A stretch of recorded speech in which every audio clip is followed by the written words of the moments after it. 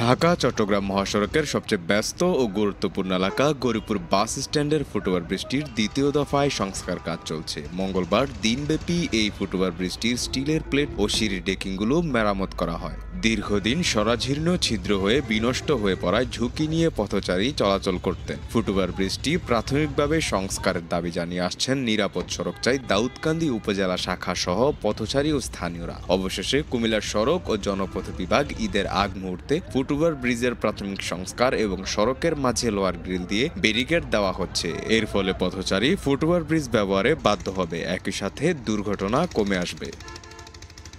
Gauripur foot over ব্রিজটি প্রাথমিকভাবে সংস্কার করা হচ্ছে। নিরাপদ সড়ক চাই দীর্ঘদিন দাবি জানিয়ে আসছে এই ফুটওভার ব্রিজটি কেন সংস্কার করে মানুষ নির্বিঘ্ন চলাচল করতে পারে। এরই পরিপ্রেক্ষিতে সড়ক ও জনপথ এই সংস্কারের উদ্যোগ নিয়েছে। প্রাথমিকভাবে আমরা ধন্যবাদ জ্ঞাপন করছি নিরাপদ সড়ককে, তারা এই মহৎ উদ্যোগ নেওয়ায়।